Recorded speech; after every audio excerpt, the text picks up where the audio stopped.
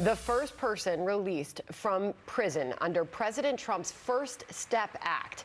He will join us here about his next step. Matthew Charles wants to help other people reintegrate into society after they have paid their debt.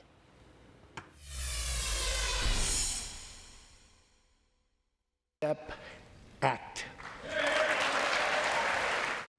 President Trump there introducing one of his guests at the State of the Union earlier this year as he touts his criminal justice reform, which had bipartisan support, you'll remember, in Congress. Matthew Charles, as a result, is now a free man and making it his mission to help others reentering society after serving time.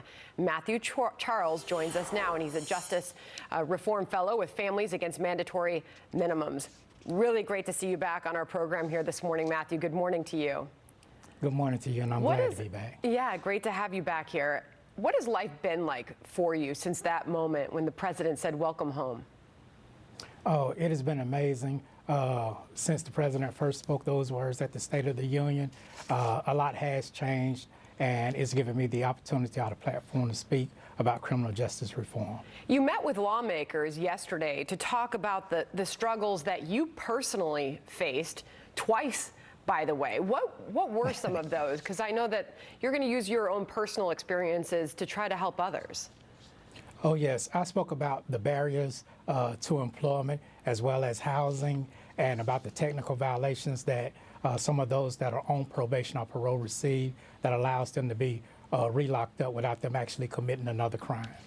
You know, you look through some of the First Step Act, some of the facts here to remind everybody, since it's been a while since we looked at this. It allows for discretion in sentencing drug offenders. It reduces some mandatory minimums for non-violent crimes.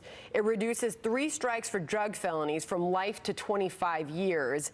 And it provides prisoners with a second chance. And I know that that is really important to you. You're reaching out. You want to enact change, Matthew, based on what has happened to you. Exactly, and that's what the White House's bill, the First Step Act, actually done. From the point of inception into prison, during your period of incarceration, and once you're released, by making sure on the inception part that you have an appropriate sentence for the crime that you committed during the time of your incarceration, that you receive some rehabilitative programs that would assist you once you get back out into society, and from the reentry perspective, that those skills or trades that you have learned will allow you to be able to find a job so that you can remain a productive citizen of society.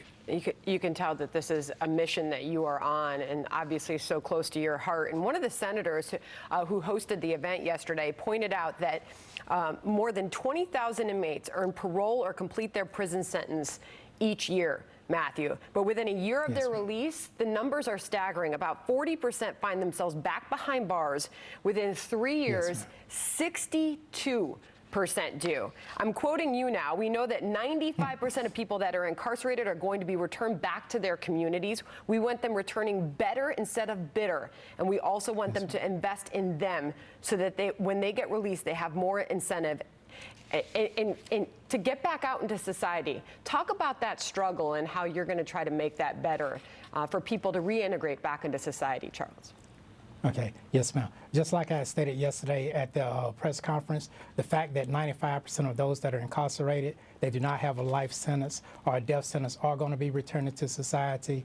Once they return back to society, they're going to need housing and employment. And those are the 2 most immediate things that they're going to need to maintain a productive relationship while they're in society. And because there's barriers that exist in receiving housing and some job employment, those barriers need to be eliminated so that they won't have to recidivate. Yeah, and you look back at your time, you were sentenced to 35 years in prison. You became a model inmate, organized Bible study, you taught GED courses. Matthew Charles, it's great to see you back on America's Newsroom, and thanks for coming back, and we'd love to get an update from you down the road. Thank you. Okay, thank you for having me, Senator. Good stuff. Have a great day. Nice. 29 pounds.